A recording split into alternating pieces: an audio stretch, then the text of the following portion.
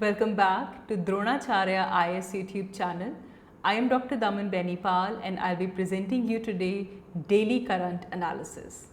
इस video lecture में हम आज के इम्पॉर्टेंट करंट अफेयर्स डिस्कस करेंगे जो कि हमारे UPSC preparation point of view से इम्पॉर्टेंट हैं. सो let's begin with today's video. शुरुआत करेंगे हम हमारे पहले आर्टिकल के साथ जो कि एक इम्पॉर्टेंट गवर्नमेंट इंटरवेंशन है. Government has launched a new app. एक न्यू एप्लीकेशन गवर्नमेंट ने लॉन्च की है जिसका नाम है पालन 1000. यस, ये पालन 1000 एप्लीकेशन गवर्नमेंट ने लॉन्च की है. इसमें बेसिकली अगर हम ओवरऑल बात करें तो ये पेरेंट्स के लिए एक गाइड है. This is going to act as a guidance for the parents.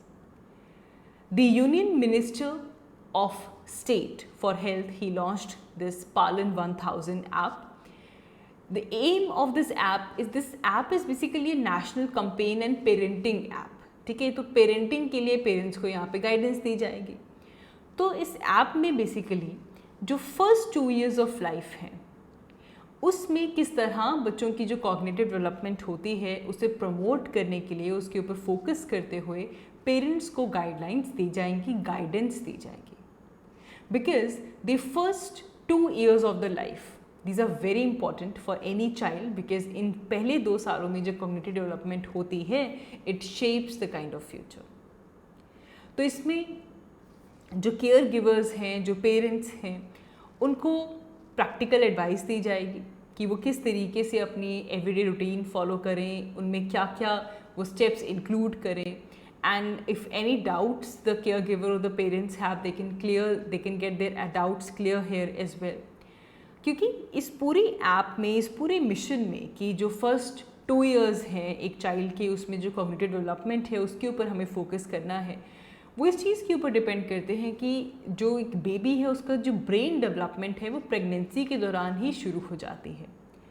And at that point of time it is influenced by pregnant women's health, about the nutrition, the environment in the mother is. तो उसका जो effect है वो brain development पे होता ही होता है. पहली चीज़ तो ये कि जो ब्रेन डेवलपमेंट है ये प्रेगनेंसी के टाइम से ही शुरू हो जाती है. तो हम ये कह सकते हैं कि जब से कंसेप्शन हुई, कंसेप्शन से जो फर्स्ट 1000 days हैं जिसमें कंसेप्शन भी आ जाएगा and first 2 years of a growing child life ये भी इसके अंदर इंक्लूड हो जाएगा. तो कंसेप्शन से लेकर पूरी pregnancy and ultimately child birth के बाद आगे आने वाले 2 साल, ये जो पहले 1000 दिन हैं, 1000 days हैं, at this point of time we need the child's life is growing, and during this particular time period the child needs right nutrition, right stimulation, love and support. तो ये जो पहले 1000 days हैं they kind of make a platform for the child's physical and mental health. Physical health, mental health, emotional health, cognitive abilities, cognitive health, social health, इन सब के ऊपर एक foundation बनती है, एक प्लेटफॉर्म बनता है in the first 1000 days. And therefore इस ऐप का नाम भी है Palan 1000. Why 1000? Because the first 1000 days are very important to set up a solid platform for child's overall health. तो इस ऐप में पेरेंट्स के लिए, फैमिलीज़ के लिए, कोई केयर गिवर्स हैं, उन सब के लिए कोचिंग्स भी हैं, गाइडेंस भी है कि वो किस तरीके से अपने आप जो कॉग्निटिव डेवलपमेंट है उसके ऊपर फोकस कर सकते हैं. और ये सभी की सभी जो गाइडेंसेस हैं उनको इस तरीके से डिज़ाइन किया गया है कि जो बेसिक फैमिली नीड्स हैं वो यहाँ पे पूरी हों. इस प्रोग्राम को गवर्नमेंट का एक और मिशन है, राष्ट्रीय बाल स्वास्थ्य कार्यक्रम, उसको इसके साथ अलाइन किया गया है. क्योंकि राष्ट्रीय बाल स्वास्थ्य कार्यक्रम के अंदर भी जो फर्स्ट 1000 days हैं इसके अंदर रिस्पॉन्सिव केयर, फोकस इंटरवेंशन, ये सब इस प्रोग्राम का, इस मिशन का हिस्सा है. तो पालन 1000 को भी राष्ट्रीय बाल स्वास्थ्य कार्यक्रम के साथ कंबाइन किया गया है, अलाइन किया गया है. तो काफ़ी इंपॉर्टेंट है. अब देखो ऐसा क्वेश्चन आ जाए इन आपका प्रीलिम्स तो you should know what is पालन 1000, राइट. वैसे भी जब हम चाइल्ड हेल्थ की बात करते हैं तो जो चाइल्ड मोर्टालिटी रेट है इंडिया में वो सिग्निफिकेंटली रिड्यूस कर रहा है। 2014 में कुछ अगर 1000 लाइव बर्थ हो रहे थे तो उनमें से 45 वो मोर्टालिटी केसेस, बट 2019 में ये 35 पे आ गया है। सो नाउ 35 पर 1000 लाइव बर्थ्स हमें देखने के लिए मिल रहे हैं। So the child mortality is reducing. And उसमें अब पहले फर्स्ट 1000 डेज में अगर हम चाइल्ड की कॉग्निटिव डेवलपमेंट के ऊपर फोकस करते हैं तो इससे जो होलिस्टिक हेल्थ है हम उसे इंश्योर कर पाएंगे। सो मूविंग अहेड, हमारा जो नेक्स्ट आर्टिकल है ये भी एक न्यू प्लेटफॉर्म है जो कि लॉन्च किया गया है, which is Manthan platform. Principal scientific adviser of Government of India, he unveiled this Manthan platform. क्या है ये मंथन प्लेटफॉर्म? मंथन इंडिया का एक्सक्लूसिव प्लेटफॉर्म है जहाँ पे कोई भी रिसर्च एंड डेवलपमेंट कोलैबोरेशंस हो सकती हैं। ऐसी रिसर्च एंड डेवलपमेंट कोलैबोरेशन जिससे कि हमारे इंडिया के जो साइंटिफिक मिशंस हैं हम उन्हें अचीव कर पाएँ, और जो हमारे United nation sustainable development goals हैं हम उन्हें भी अचीव कर पाएँ। So it's a platform for deriving research and development collaboration at scale and achieving India's scientific missions and United Nations Sustainable Development Goals. So यहाँ पे हमारा जो office of principal scientific adviser हैं to government of India, they entrusted this with the vision to enable and empower all spheres of science and technology within the country.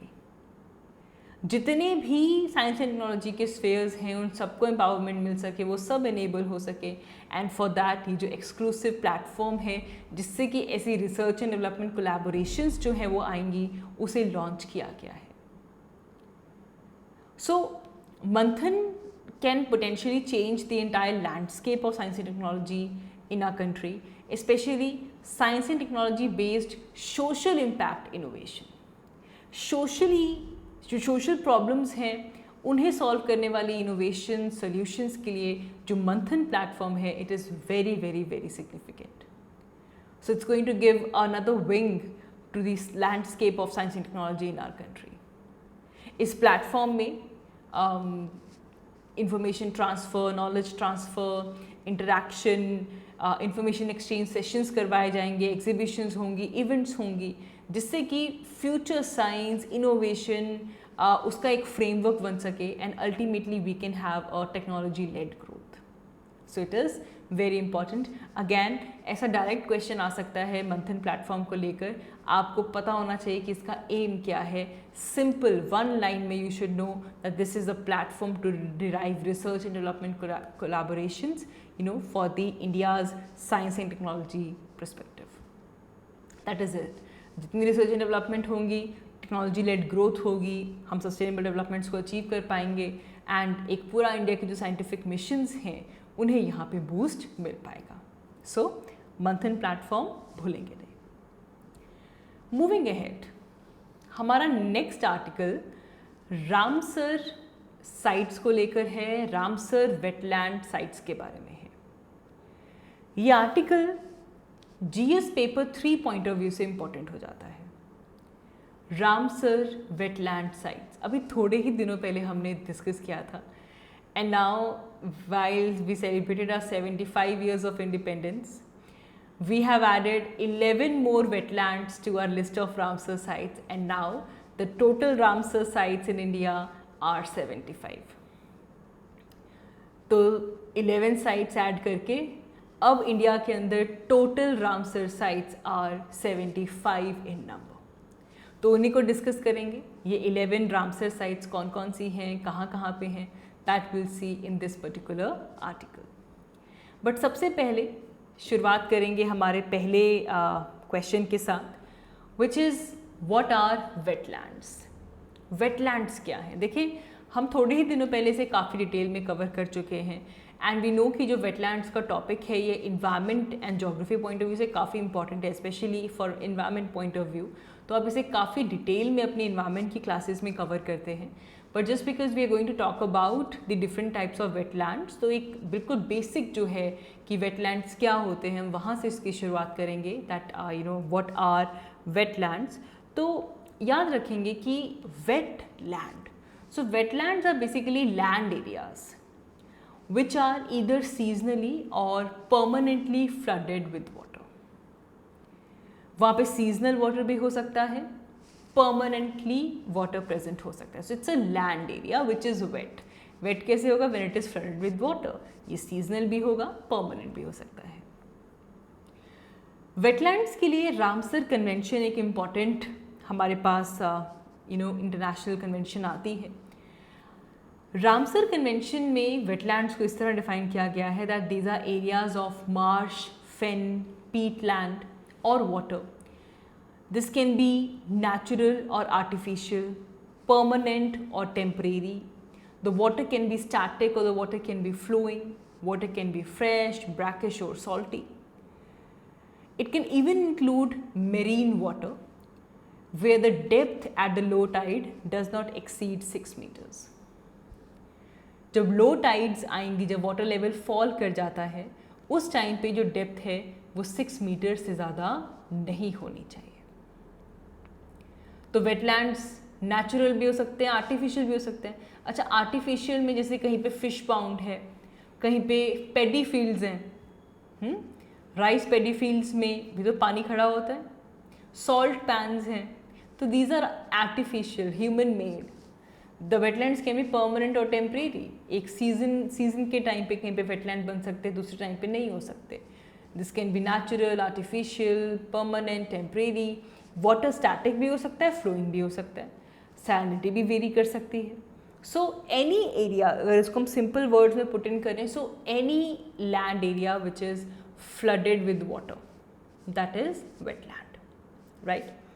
Now आगे अगर हम बढ़ें तो कुछ रिसेंट एडिशंस हुई हैं. 11 sites को ऐड किया गया है. Tampara lake, Hirakud reservoir, Ansupal lake, so many. हम क्या करेंगे, एक एक करके कौन कौन सी साइट्स को ऐड किया गया है, वो कौन सी स्टेट में है, और अगर कुछ इम्पॉर्टेंट पॉइंट्स हमें उस पर्टिकुलर वेटलैंड को लेकर पता होने चाहिए या कुछ इम्पॉर्टेंट हैं, उनको हम यहाँ पे डिस्कस करेंगे. But the main objective is कि आपको स्टेट्स पता होनी चाहिए, एक बेसिक आइडिया होना चाहिए कि कौन से वेटलैंड कौन सी स्टेट में है, right. So let's begin with our first one which is Tampara lake. Tampara lake is in Orissa. Orissa की गंजम डिस्ट्रिक्ट में आपको तंपारा लेक मिलेगी and it is mostly fresh water lake. ये एक फ्रेश वाटर लेक है. तो है क्या, ज्योग्राफी समझो इस चीज़ की, कि इस जगह पे एक डिप्रेशन थी, ग्राउंड में एक डिप्रेशन थी, और धीरे धीरे धीरे रेन वाटर ने उस डिप्रेशन को फिल कर दिया. जो आसपास के एरिया में रेनफॉल हो रही थी, उसका जो कैचमेंट फ्लो था वो जाकर इस डिप्रेशन में फॉल कर रहा था. एंड ब्रिटिशर्स ने इसे टैम्प कहा, they called it as Tamp. But फिर धीरे धीरे धीरे लोकल्स ने इस लेक को तंपरा या तंपारा लेक बोलना शुरू कर दिया. इस तरह से ये लेक बनी है. ये वेटलैंड काफ़ी इंपॉर्टेंट है. यहाँ पे काफ़ी वल्नरेबल स्पीशीज़ आती हैं, प्रेजेंट हैं, जैसे कि Cyprinus carpio, common pochard, river tern. Some of the vulnerable species are present here. So Tampara lake, Orissa. Moving ahead, next आता है हमारे पास Hirakud reservoir. We all know that Hirakud reservoir is in Orissa. 1957 में इसका ऑपरेशन जो है वो स्टार्ट हो गया था. And it is very important because there are out of 54 species of fishes they come from this reservoir, और इनमें से एक एंडेंजर्ड है. 1 is endangered species of fish, 6 are threatened, near threatened, and 21 fishes are of economic importance. The Hirakud reservoir, right. ऐसे ही हमारे पास आता है Ansupa lake. Ansupa lake again Orissa में है. This is the largest fresh water lake of Orissa. याद रखेंगे, Ansupa lake is the largest fresh water lake of Orissa. ये कटक डिस्ट्रिक्ट में प्रेजेंट है and it is very famous for the scenic beauty of this lake. यहाँ पे जो सीनिक ब्यूटी है, जो बायोडाइवर्सिटी है, जो नेचुरल रिसोर्सेज यहाँ पे प्रेजेंट हैं, that are beautiful over here. And Mahanadi river जब मीएंडर करते हुए जाती है एंड एक ऑक्सबो लेक की फॉर्मेशन होती है, and that is this Ansupa lake, very very very beautiful. So याद रखेंगे, Ansupa lake is again in Orissa. Moving ahead, next हमारे पास आता है यशवंत सागर. यशवंत सागर मध्य प्रदेश में है, इंदौर के पास है. It's a very important bird area, IBA, very one of the two important bird areas in Indore, and one is Yashwant, important bird area. and बहुत ही important बर्डिंग sites भी है ये. अगर हम मालवा रीजन की बात करें, मध्य प्रदेश की बात करें, so it's a very important birding site. Presently ये जो यशवंत सागर है, इससे जो वाटर सप्लाई है वो इंदौर सिटी में जाती है, and this water is also used for fish culture at the commercial scale. तो Yashwant Sagar from Madhya Pradesh has been also added as a Ramsar site, which is already an important bird area. Moving ahead, next we have is Chitrangudi bird sanctuary. Chitrangudi bird sanctuary Tamil Nadu में है. इसे locally Chitrangudi कानमूली कहा जाता है. आपका Ramanathapuram district में आपको ये पर्टिकुलर बर्ड सेंचुरी मिल जाएगी. And this Chitrangudi bird sanctuary, this is very ideal for winter migratory birds. जो विंटर्स में जो सेंट्रल एशियन पाथवे है, जो साइबेरिया से, जो कोल्डर पार्ट से जो बर्ड्स आती हैं, उनके लिए काफ़ी अच्छा हैबिटेट है दी चित्रांगुडी बर्ड सेंचुरी. नेक्स्ट हमारे पास आता है दी सुचिंद्रम थिरूर वेटलैंड कॉम्प्लेक्स.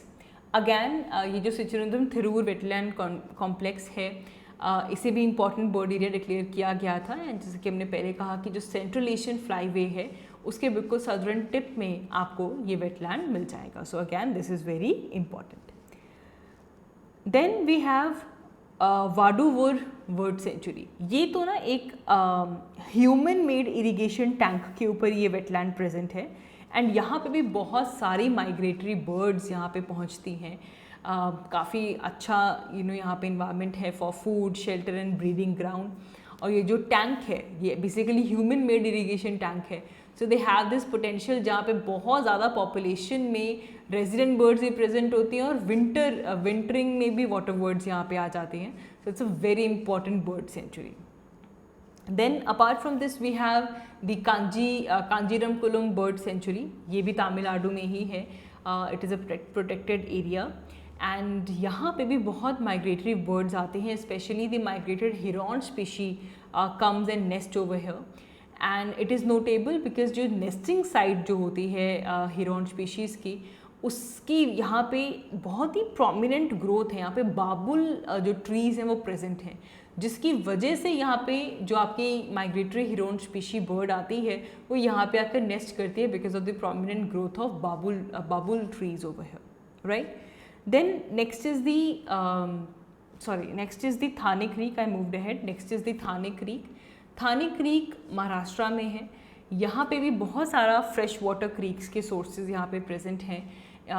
एक उल्हास रिवर है जो यहाँ पे सबसे बड़ी रिवर आती है, and there so many drainage channels जो कि सब एरियाज़ जो हैं, सब अर्बन एरियाज़ जो हैं, मुंबई, नवी मुंबई, थाने, उन्हें यहाँ पे ड्रेन करते हैं. And this is also declared as the Thane Creek Flamingo Sanctuary because the flamingos dominate over here. ठीक है. नेक्स्ट जो साइट थी that is the Haigam wetland conservation reserve. ये रिवर जेलम में लाई करती है, and this wetland has a very important role specially when it comes to flood absorption. जब flow बढ़ जाता है तो फ्लड एब्जॉर्प्शन में इसका काफ़ी इंपॉर्टेंट रोल है. Apart from this it's an important biodiversity conservation site. Eco tourism यहाँ पे बहुत अच्छा है, एंड लोकल कम्युनिटीज़ का जो लाइवलीहुड सिक्योरिटी जो लाइवलीहुड है that is maintained by the Haigam wetland conservation reserve. And यहाँ पे बहुत सारी रेजिडेंट बर्ड्स भी प्रेजेंट हैं, माइग्रेटरी स्पीशीज़ भी यहाँ पे आती हैं, and this is also one of the important bird areas. Lastly we have the Shalbugh wetland conservation reserve. ये आपका जो JNK में, श्रीनगर में ये प्रेजेंट है, and here also lot of birds are present. ये बहुत इंपॉर्टेंट रोल प्ले करता है in terms of natural control, prevention of the floods, and it has a lot of water retention capacity as well. and therefore it is very important for the conservation of the downstream. So it is very important. Now हमने जब इससे पहले wetlands किए थे तो हमने कुछ quizzes की थी, मैंने आपसे कुछ क्वेश्चंस पूछे थे. अब उन क्वेश्चंस के आंसर्स बदल गए हैं.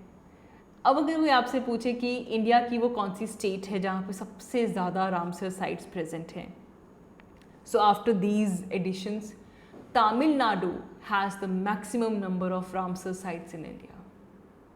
याद रखेंगे ये बात. Tamil Nadu has the maximum number of Ramsar sites in India. Tamil Nadu में टोटल रामसर साइट्स 14 हैं. उत्तर प्रदेश में रामसर साइट्स 10 हैं. पहले उत्तर प्रदेश हुआ करता था, लेकिन अब तमिलनाडु उत्तर प्रदेश को पीछे छोड़ चुका है.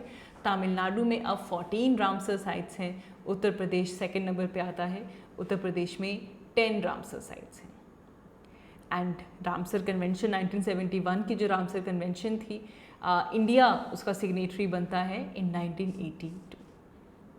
ओके, तो ये करंट अफेयर्स के हवाले से आपको पता होना चाहिए. उसके अलावा इन्वायरमेंट में आप डिटेल में पढ़ेंगे वेटलैंड्स के बारे में, द सिग्निफिकेंस ऑफ वेटलैंड्स, किस तरह वेटलैंड्स बायोडाइवर्सिटी कंजर्वेशन में इंपॉर्टेंट रोल प्ले करते हैं, what are the ecosystem services of the wetland, how wetland prevents flooding, you know how these are the home for the wildlife, erosion control में क्या role है, tourism को promote करता है.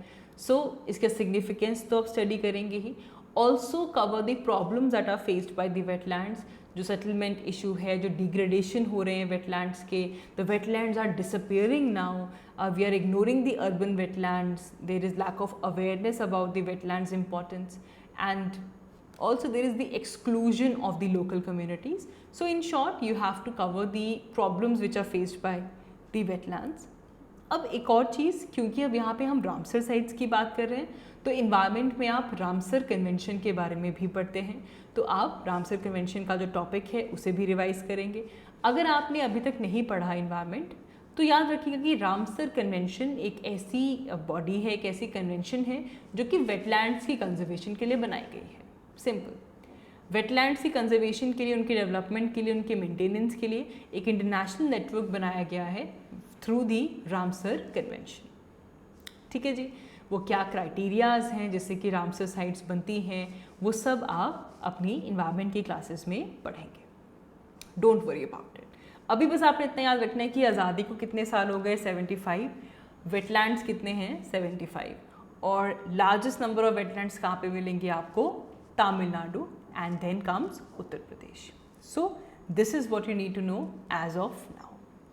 So that is all for this video. आज की इस video के लिए इतना ही. Thank you so much for watching. I will see you all in my next one. Thank you.